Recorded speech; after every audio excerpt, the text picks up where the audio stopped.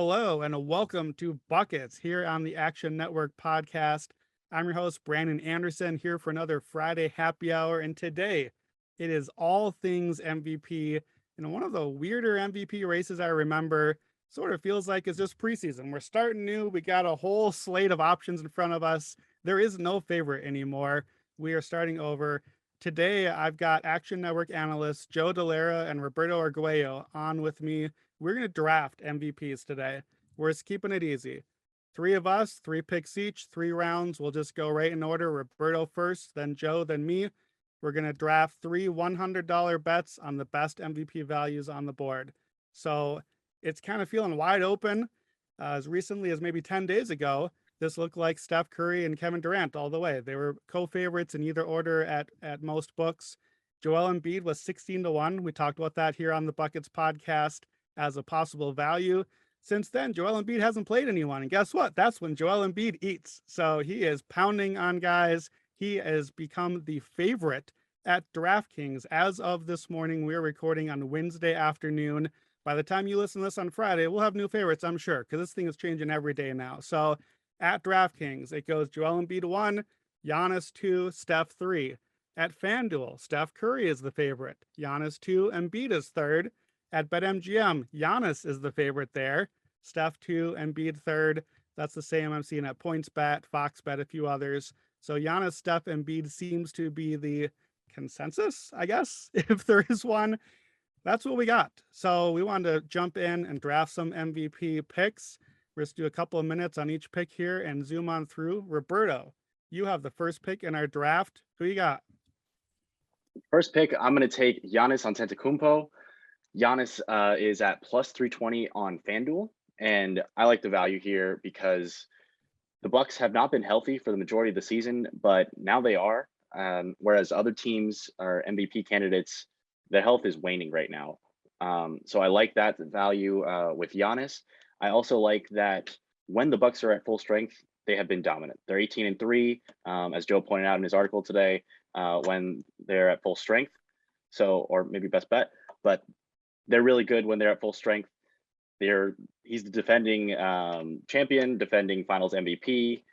Voters like him. They didn't want to give him the MVP last year. He had similar numbers or MVP caliber numbers, and now I really think there's value on him, especially as you alluded to. Embiid had played a bunch of nobodies the last few weeks. I think it's kind of a sell high spot on him by buying Giannis as well.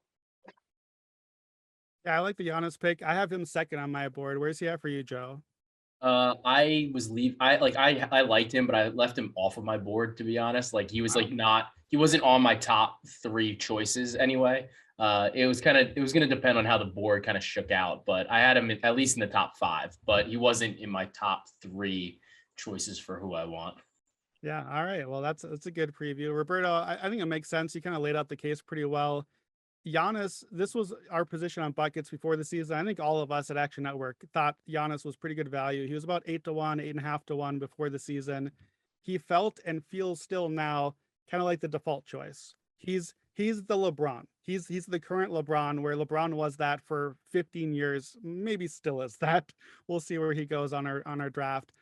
But Giannis just is the easy choice in a year where increasingly there might not be an MVP. We kind of had that last year where Jokic became the default. He was so good, and there just ended up being no one else, and we had to pick him. Is kind of how it seemed with voters. It feels like Giannis is setting up that way. Like, I don't know that he's going to be the sexy choice that everyone's really excited. I don't think people will dread it. People like Giannis, like you said, but he seems like a good default choice. So, Joe, I'm eager to hear who is atop your board with the number 2 pick. So I am going to be taking the other person that you alluded to. I'm going to be taking LeBron James at 50-1. And a lot of this has to do with the fact that I think that this presents a lot of cash out value. This is something that we've talked about on previous Buckets pods and, in different articles.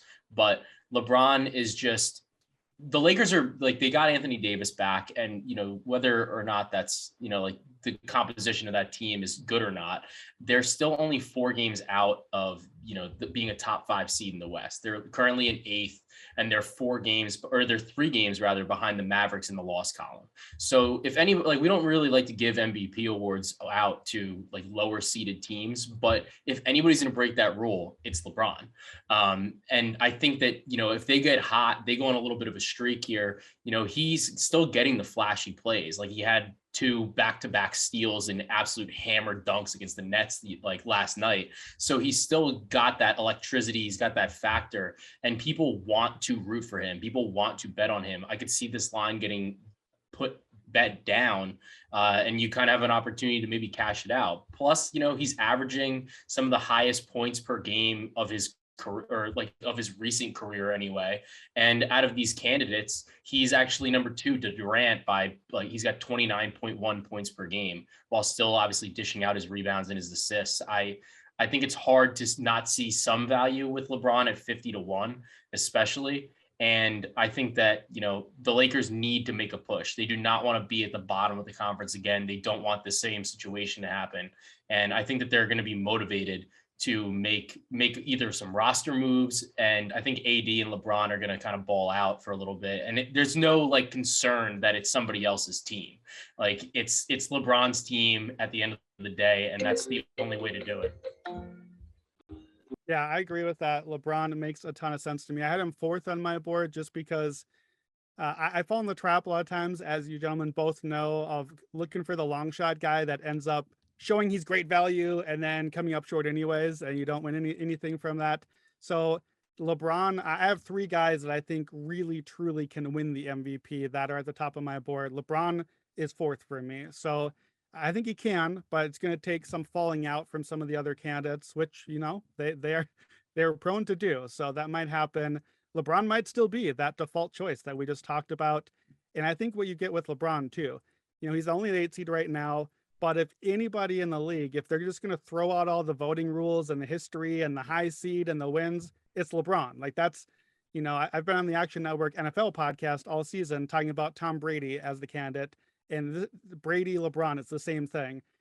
Voters will fall over themselves to give him the career award, the aged LeBron scoring award. And frankly, he deserves to be in the conversation. It's not his fault that his teammates are all terrible. Roberto, I'm curious, where did you have LeBron on your board? Was he a draftable for you?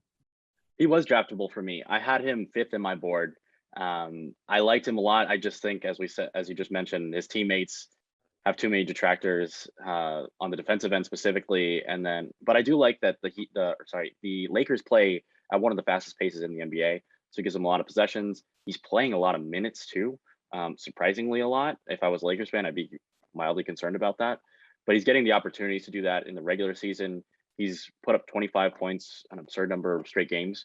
And I don't see him slowing down. His shot looks great this year. I just don't see them getting high enough in the Western Conference, especially with the top 2 teams, the Suns and the Warriors. Well, actually, and I should say the Grizzlies, top 3 teams, significantly ahead of everybody. People don't realize that the Grizzlies, I think, would be number 1 in the East if they were in the Eastern Conference, and they're second or third in the West. So there's just too big of a gap for me to get behind LeBron. Yeah, that makes sense. The cash out value, like you said, Joe, it's hard to imagine there not being that 2-week period where it's LeBron time again, where he leads every show and the Lakers make a run. They win 5 or 6 in a row. Anthony Davis is healthy and looking good. It's going to happen. They have LeBron and Anthony Davis. We know the roster is going to turn over. It's what LeBron does. He'll trade off some guys and bring in some buyouts. There's going to be a moment. I don't know if we'll get all the way up to winning the MVP, but 50-1, I'm shocked that number has stayed that low. All right, so my first pick and the 3rd pick overall, I'm going to go with the guy that I think is going to win right now, and that is Steph Curry. Steph would not be who I would pick to win, who I would vote for, even though I've long been a huge Steph apologist. He has really fallen off since November 30th, 23.5 points, 5 rebounds, 6 assists a game, only 45% on 2s, only 33% on 3s during that span. By a lot of the advanced metrics, box plus minus and some of that stuff, he basically, since November 30th, is kind of a borderline all-star sort of player. It's Steph, though, And I just feel like the narrative, like we crowned him like a month ago, 6 weeks ago. We decided he's the MVP front runner. And this feels to me like just that typical midseason, well, but that's boring. Who else could we talk about for a while sort of thing? And I know it's not just that. Draymond is out. That's a serious concern. If he can't get back and healthy, the Warriors are going to fall in the standings. And the whole reason Steph is the favorite is because the Warriors are so high in the standings. So I think the Suns, I don't believe, have a real MVP candidate. So if they're the top team and the Warriors are the next team, this is as close as we get to a best player, best team award.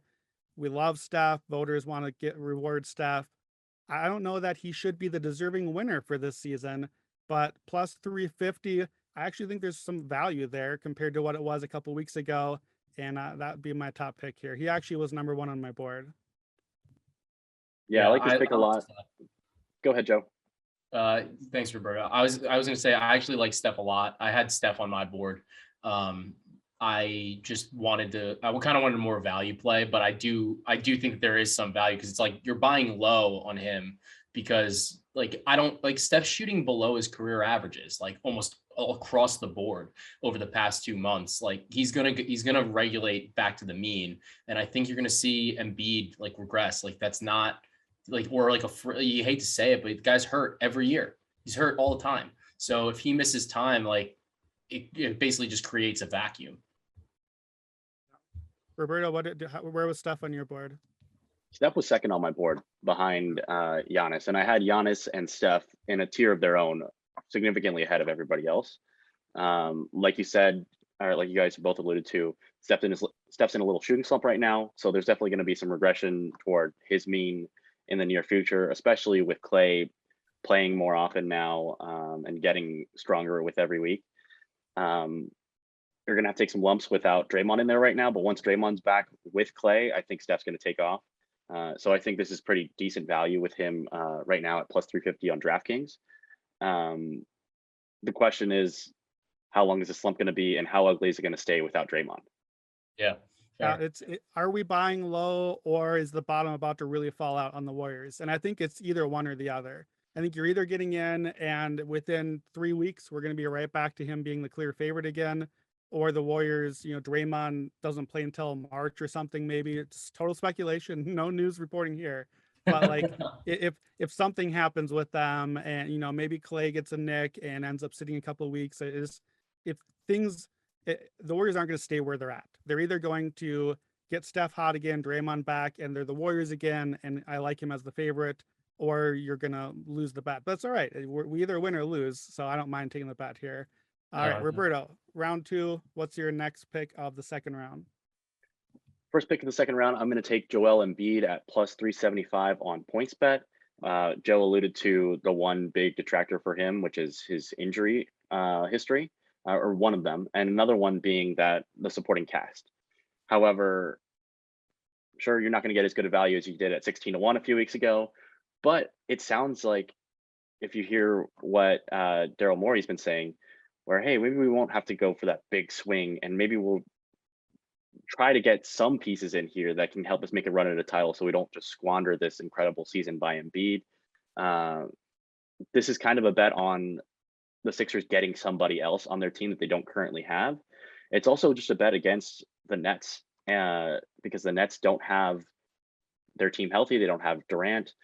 And the 76ers are really close to the number 1 seed. They're within 3 games of the number 1 seed in the East. And there's a chance that they could go up there and become a top 2 or 3 seed. And if Embiid's the only all-star caliber player on that team and he puts them on their back, gets them ahead of maybe the Bucks and or the Nets, I could see it happening for him. The question is, does he get the help to get there? I like Embiid more than anybody else on the board, but I don't love him. Yeah, that makes sense. 8 days ago, as we're recording this, 8 days ago, so Tuesday last week, on this podcast at Buckets, I made the case for betting on Philadelphia at 16-1 to miss the playoffs, and then in the same podcast, made the case for Joel Embiid at 16-1 to win the MVP. It's kind of the same thing I was just saying about the Warriors. It feels like either Embiid stays healthy, and we know how good he is when healthy, and there's the vacuum there. If he plays the rest of the season, he is a serious serious contender for this award. I don't think anyone would question that. If he doesn't stay healthy, then the bottom falls out, they fall down the standings again, and you're out of your bet here. So I liked it at 16-1 because you kind of had the range of outcomes. For me, he's not really on my board here, not because I don't think he can win, but because I don't like the value now that the number has shrunk so fast here. Joe, where did he end up on your board? I like also don't have him on my board. I have him like very low on my board. Like if there was just an option to just never pick him, I would never pick him. I just think that the line has moved way too much in the past like week, and it's like something like he does put up these monster games, and like it's impressive. Like not anybody can just go put up, like a 42-14 game. But then when you look at it, it's like, okay, the Pelicans started nobody, and it's just like, I don't know, like it leaves like this weird situation. Like it feels uncomfortable almost like betting on him, because I don't buy it like on like I haven't seen him, like I want to see him go and do it against like Giannis, and like I want to see it on like prime time, and I want to see that happen with the Sixers. And I don't know, like it just doesn't feel that way, especially when I do think that there are some flaws in his game. Like you double him and he's going to turn the ball over. Like, so it's just, there's certain things about him that I don't know. I have trouble getting to an MVP bet at that number anyway. Like if it was 16-1 like 2 weeks ago, yeah, sure. But the the plus 375, I think is tough. For me, Embiid has just reached the status with the injuries, especially, and just he reminds me of prime Shaq, where you just don't know if he's just going to show up that night. Like if he decides to just trash the other team's center and destroy him, then he's going to. But I'm gonna just have to lose money to Embiid winning the finals or winning MVP. I'm out. He can do it. He absolutely can. He's got the talent, but I'm just gonna have to lose my bet for him to prove that to happen before I can reconsider for me. So, Joe, second pick for you, second round. So I'm going to take the big man that I would prefer, and that's the reigning MVP, Nikola Jokic. I think that he's just been insane this year. He's got the #1 point differential in the league with players that have played like any type of real minutes. He's at plus 26.1. The next closest person, which is like kind of random, is George Hill, but like, and he's got +8 on him. So I think that like just his impact has been incredible. He makes his teammates better. He's got 26.2 points per game, 13.9 rebounds, and 7.6 assists. Those are like numbers that LeBron puts up in the finals, and he's doing it in the regular season. So I think that with that, and the fact that they're tied with the Mavs in the loss column for the for the 5 seed, and the Jazz are banged up right now. I think it's possible that the Nuggets could really get up there. Maybe they can get up to the 3 seed. And then you look and you see he's got all these advanced metrics. He's having one of the historically great seasons. And I think that after last year where you said like, okay, yeah, like he was named MVP and people weren't really upset about it, I think like voters could kind of get behind that and say like, yeah, we could do it again. We could run it back. Like he's having an insane year yet again. So I really like this spot. And, they're going to get Murray back. They're maybe going to get Michael Porter Jr. back. I don't see why they couldn't make a run. Like they're basically in terms of their roster, they're at like the bottom of what they could possibly be putting out there. So I think that their ceiling as a team is higher, which I think also helps him in terms of improving his standing with the voters, because we know he's going to put up the numbers. And I'm not really concerned about that part. Yeah, so, Jokic. Yeah. For me, Jokic would get my vote right now. If the season ended and I had an MVP vote, he would be my MVP. The advanced metrics, like he broke them. They're broken. We have to create new metrics. We're gonna have to name one Jokic and figure out how to put the anagrams in for his letters. Yeah. He's just like the BPM and VORP and EPM. He's first at everything. And he's like, if you graph it, he's off the screen. You have to scroll to try to find where Jokic is at. And the only one who's kind of close to some of those metrics is Giannis. And so if Giannis falls back a little bit or the Bucks fall off a little bit, to me, the best way for Jokic to win is he's just so much better than everyone. And you get to kind of throw out the record and everything else. I mean, like you said, 26, 14, 7.5 are just absurd numbers. Like we just take it for granted now. And and they're efficient numbers too. They're not Russell Westbrook numbers getting to those numbers. No. So yeah, I'm curious if you had a vote right now, Roberto, who would be your vote to win right now today the MVP? My vote would be on Jokic as well.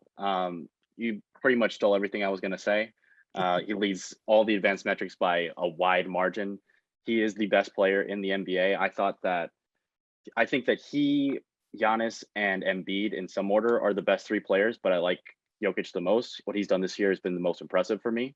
Look at what Giannis did when he didn't have his best players around him, and look at what Jokic has done. And I think it's been more impressive, but obviously, Jokic has much, much less around him, with everyone on their perimeter out for the season, or at least a chance of having being out for the season.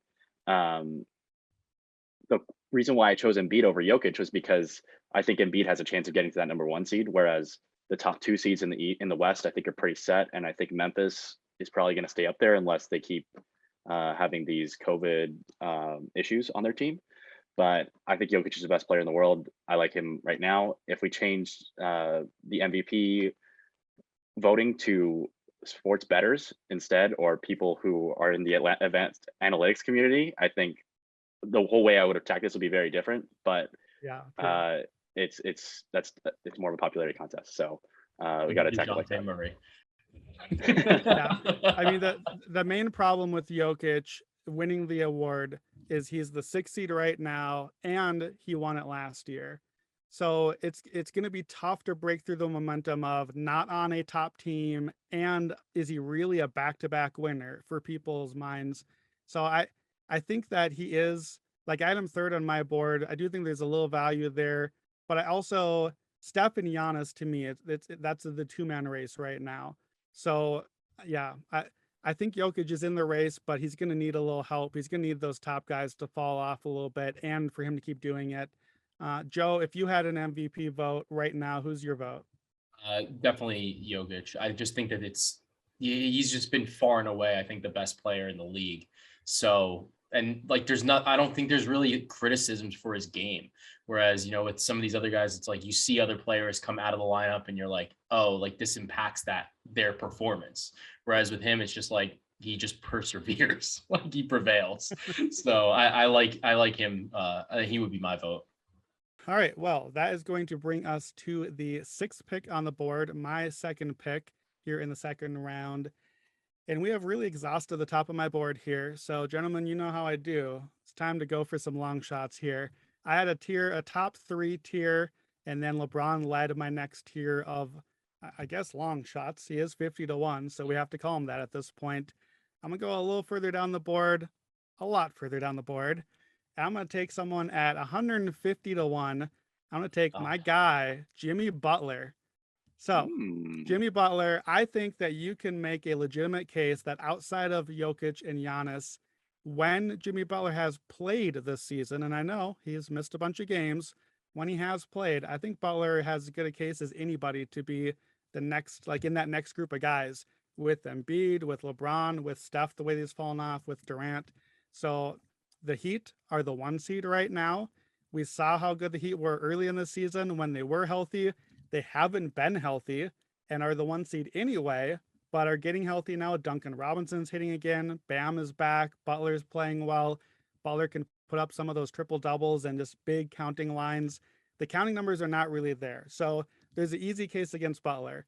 He's missed almost half the season so far, but that's going to get less over time, and it's a weird season, so I think they'll not weigh so much against him. But the counting numbers, he's only at 21.5 points a game. This is really not enough for MVP, and only 6 boards and 6 assists either. So it's not a very strong candidate by typical measures.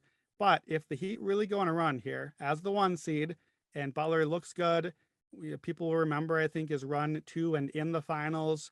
So I think it's probably more of a cash out option. I think it's more likely that maybe they make a run and he gets on 4th or 5th onto some ballots. But you never know. They're the 1 seed. If the Warriors fall off and some of the other things we're saying, if things really open up and the Heat really go on a run like they did earlier in the year, I think you get into the mix. So, gentlemen, Joe, we'll start with you. Was Jimmy Butler anywhere near your board? Am I just crazy here? I get it. I just think that my only concern is like they've been so good and like they've almost like had to survive a lot of different things. So I don't know if I can credit it to Jimmy Butler. Like I feel like the rest of the team is really good. And it's kind of like it's tough because it's like, oh well, he's the best, he might be the best player on like the best team, but I think it's tough sell, but I get the value. Yeah, that's true. Jimmy Butler can't be the MVP because Max Strus and Omer Yurtseven exist. They're just too good. Yeah. They're too good. Yurtseven is a GOAT. Like ship Jimmy, Bam out of there. Listen, we know how Jimmy is. He got those guys ready in practice. They're playing the Jimmy mentality. That's why he's so valuable. They got that big head coffee. Yeah, there we go.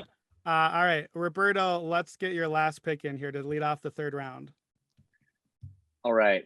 So as a Heat fan, someone who watched every Heat game, I think there's an argument to be made that Kyle Lowry might be the MVP of this team instead of Jimmy Butler, but that's a different conversation.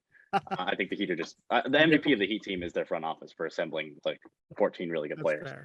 With my last pick, I'm going to go a little farther down the board than Brandon, and I'm going to go with Fred VanVleet at plus 100,000. We're going to take a swing here. Let's go. Fred VanVleet's the only one on the Raptors who can really score. We talked about OG Anunoby in the preseason as a most improved player candidate, and while he's still a great defender, the scoring leap hasn't happened yet this year. We talked about how the East is pretty clogged up, how the top teams haven't been very healthy, with the exception of the Heat now getting healthier, and the Bucks are getting healthier as well, but they still don't have Brook Lopez, and they can't change schemes as much defensively because of that. And so crazier things have happened than the Raptors climbing up the board. They could get, if they just get some injury luck and maybe even a little bit of COVID luck, they could climb up, maybe get into the 4th or 5th spot, or even higher. Right now, the Raptors are 6 games out of first place and they sit in the 8th seed, but they're just 4 spots behind, or just 4 games behind the Sixers. Fred VanVleet, you mentioned, Brandon, how Nikola Jokic is way ahead of everybody in all the advanced metrics. I was looking at some of these advanced metrics today, and in like Raptor War, Fred VanVleet is actually second behind Jokic in the entire league at 8.1, which was pretty shocking to me. He's got the ball in his hands. It is named Raptor, so it seems like cheating. Fair enough. I like Fred VanVleet. I don't love the rest of the other picks. The next one on my board would have been Luka Doncic, but at 100,000, at plus 100,000, I think it's worth a swing. Yeah, I don't know if I can get there quite an MVP, but I love the guy. Joe and I did our all-star picks, and I had Freddie all-star in my East starting lineup. He's been awesome. We all agree on that. Is that to play in Canada as like a team that's fighting to make the play-in race, it's a tough climb for our guy. But Rockford's own, I'd love to see it. Rooting for my Illinois guy. So we'll see. I think we're all taking long shots here, though. Joe, who's your final pick in the third round here? All right. So if we want to get really weird, I was looking at the standings, and right now, the Charlotte Hornets are only 5 games out in the loss column, and LaMelo Ball is 240-1 to win MVP. Now, this is really weird because he might not even make the All-Star team, but he's flashy. He's somebody that people know. Casuals know him, and we know the voters a lot of times are casuals. And I think that that's something that could make, like, if they somehow ever made a climb, it's probably because LaMelo is just balling out. No pun intended. But I think that at 240-1, like it's kind of interesting. But like like a $4 bet basically wins you $1,000. So if you pass on the guac next time you get a burrito, you can get a nice LaMelo ticket here. I like it. I had LaMelo on my board, but not really on my board. I sent you guys the list of possible drafted names. LaMelo was on there. I cut it off at the 100-1 guys. LaMelo was on my list. I was just like, well, they are in a range. What if they make a run here? Yeah. I actually was eyeing the Hornets are, I think, 3-1 right now to miss the playoffs. The underlying metrics are not great for that team. Oh, no. And the Celtics are coming. We know that the Raptors will try. We know the Knicks will try. I think that there's a decent chance that the Hornets fall into the play-in race and then maybe just get their one game and head home. So I think I'd rather spend my guac money on the 3-1 and maybe get a whole burrito next time. But I understand it.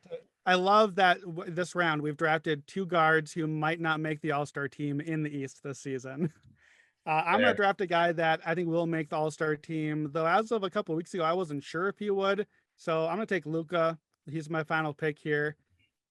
I think it's an uphill climb for him because we love to crown our young guys, and it doesn't feel like Luka deserves this season. So I think that it could be tough to get there. However, I was surprised looking at his numbers, 25.5 points, 9 boards, 8.5 assists. Those are robust counting numbers. Like those are MVP counting numbers for sure, even in a disappointing year. And what happens if Dallas keeps winning? The defense is good. And what if Luka has that month where those numbers do come back and he puts up a string of like 5 or 6 triple doubles in a row? His numbers are close enough that he could ostensibly average a triple double. And I think voters might like to wash out of their mouths the Russell Westbrook triple double average and give it to Luka. I think we all agree he's going to win one at some point. It doesn't feel like this year. However, he's 55-1 at FanDuel. He was the betting favorite coming into the season, and his numbers are good. And Dallas in the standings is about as good as we might have hoped, I think, at this point. Yeah. So I do think there's a little value there. I don't really believe in the pick, but I think there's definitely cash out value at 55-1. He's going to have a window, I think, where he makes a run at it. So he was really the last draftable name on my board before I was really scrambling down the list. I looked at Draymond 1,000-1. That was probably my other long shot to go with your guys' long shots. Yeah. So all right. I like it. I like it. I mean, I think I'd rather have a Luka ticket than a John Morant ticket right now at the value. He's got like twice, his odds are almost 3 times as long, and he's got better counting numbers in almost every stat, in points, rebounds, assists. He's performing a little bit better in terms of efficiency, not as much, but the counting numbers are there. Yeah, I agree. So let's talk about that real quickly as we start to wrap up here. So John Morant, I'm seeing him as long as plus 2,000 at PointsBet. He's usually the 5th guy at most of these books after Giannis, Steph, Embiid in whatever order, Jokic 4th, and then John Morant. Kevin Durant is the next guy. We didn't draft him either. I was, I think, prepared to maybe take Durant if you had taken Doncic there. I've never really believed in him as a candidate, but I do think that, he's going to miss some time, but everyone's missing time. It's a weird year. It feels like if there's ever a year to maybe discount that a little bit, this is the time to buy it. Other names we didn't really sniff at, DeMar DeRozan, neither of the Suns guys. Roberto, did you consider any of those guys, or why did we pass on all those names for MVP? I didn't love any of them. The next person on my board, as I said, was Luka, but then after that, it would have been Harden, just because he has an opportunity right now. He's going to have the ball in his hands. He's going to have the narrative working for him. And you could say, oh, the beginning of the year, rule change, blah, blah, blah. He wasn't that healthy. And now here he is healthy. Durant goes down. They're going to have all these primetime games anyways. And he puts on ridiculous shows. He can still shoot the lights out. He's still got the best handle, one of the best handles in the NBA. He's going to put up the counting stats. And without Durant, obviously, and Kyrie Irving half the time, who else is going to have the ball? Patty Mills. So it's he's going to have the opportunity. I just didn't love anything you mentioned. Book and CP3 just butting heads. So you can't have the best player on the best team. And then DeMar DeRozan just Give me a Patty Mills ticket, please. Yeah, we do not accept Patty Mills slander on this podcast. Patty has made Joe and me a lot of props money. So much money. I missed by a half point last night, so I'm a little salty. Oh, you got the bad line. I had 15.5. Gotta get that early line. All right, let's recap our positions here for our draft picks. So let's go in order here. Give your 3 picks and what odds you got the ticket at. So Roberto, who were your picks in order? So my picks were Giannis at plus 320 on FanDuel. My second pick was Joel Embiid at plus 375 on PointsBet. And then my third pick was Fred VanVleet at 1,000-1 on PointsBet as well. All right. How about you, Joe? I had LeBron at 50-1 on FanDuel. I had Jokic at plus 450 on FanDuel. And I had LaMelo Ball at plus, or it's the number gets weird. So 240 to 1 on FanDuel. Plus 24,000. Yeah. I love that you just went for the plus 100,000, Roberto. I've never heard it that way. And I definitely, I need to play some plus 100,000. Doesn't it sound better like that? It absolutely sounds better. And like, I'm Captain Longshot. I don't know if I've ever done a plus 100,000. I need a plus 1,000,000 now. Can we get a plus 1,000,000 somewhere? All right, my picks. I took Steph Curry with the first pick at plus 350 at DraftKings. Second pick, I went with Jimmy Butler. He's 150 to 1 at a couple books. And then the final pick was Luka Doncic at 55 to 1 at FanDuel. I think that we mostly covered things here. I was going to ask you guys who your longest odds guy on the board was that you think can actually make some noise. I think we got our answers. We got Freddie, we got LaMelo, and Jimmy Butler would be mine. So I think that we'll wrap it up for there. By the time that we all listen to this one again on Friday, we might have another new leader at the top of the MVP board. This thing is going to be moving quickly, so it'll be fun to watch. Feels very open. I was saying earlier, it feels like if you look at the betting board, it doesn't feel like what it should be heading into February. It feels like a preseason betting board. There's not a clear favorite right now. So to me, that means there's value. You just got to find the right value there. And maybe that's a plus 100,000 value, and we'll see what happens.